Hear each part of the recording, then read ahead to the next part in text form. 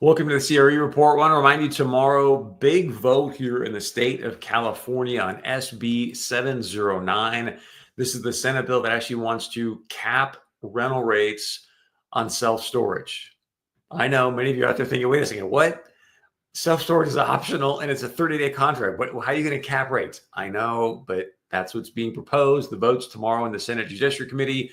We'll have all the coverage for it and give you updated how's this thing, if it passes through the committee or not, and where it stands. So I want to remind you of this because earlier today, our good friend James McLean from Radius Plus posted this. And hey, guys, we are so back, suggesting that kind of towards the end of middle end of February here, that rates in self-storage finally started to go up. Over the last 2.5 to 3 years, which I'll show you in a moment, rates have actually been going down year over year within the self-storage asset class. And so you can see here, middle, end of February, things may be turning around. Here's what's fascinating.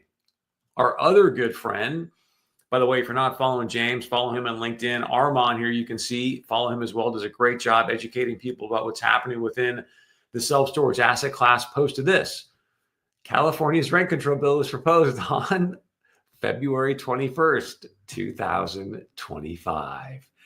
This is what is so fascinating. Again, I'll show you more of this in a minute, but every time the government wants to step in and put their fingers on the scale, this is the kind of stuff that happens. This ties in perfectly with February 21st, 2025, seeing the rates begin to go back up. I get the government thinks, the people in Sacramento believe, hey, I'm going to go out there, I'm going to serve my constituents and do the right thing. I know it sounds good. It may even look good potentially from a getting reelected position. And yet, here's what the data shows. We talked about this last week with the CEO of the William Warren Group, Gary Sugarman, on our podcast here, the CRE Report.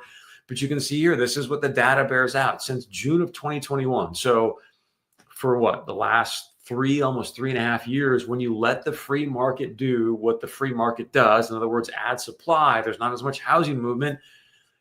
Year over year, the rates have just been cratering. Now, this is actually a good thing for the consumer to see the rates go down, because there's been so much added supply, so much competition. You see the REITs, as we all know, lowering the rates dramatically. So people in Sacramento, if you see this, just let the market do what the market's going to do. This is going to be the best situation typically for your constituents.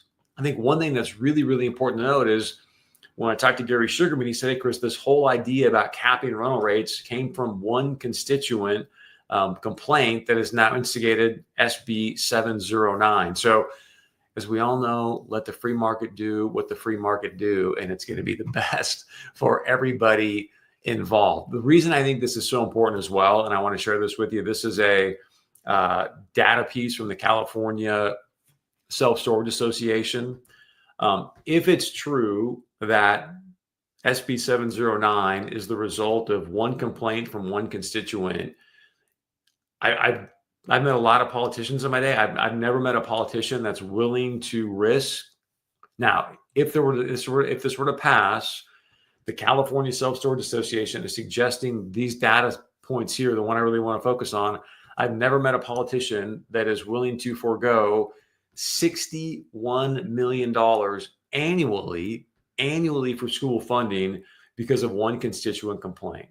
Now, we want to go out there, serve our constituents. I understand that 100%. But are you truly serving all of your constituents when you see these kind of numbers lost in property tax revenue, school funding revenue, let alone, let's just go back to, again, data that shows that, hey, the free market actually bodes up pretty well for the constituent in and of itself. Again, it's optional. It's a 30-day agreement. If the price goes up too much, then you can always find somebody else to go find another introductory bonus rate. So again, reminder, tomorrow, 1:30 p.m. apparently is when this committee hearing is supposed to kick off. We will keep you abreast tomorrow as far as where this thing's at in the process. Does it get through committee or not? And if it passes, what's next? And if it doesn't, then fantastic. The constituents win. Tax revenue wins. The self-storage industry wins. So we will see what happens. Thank you. And please share this with your colleagues and friends.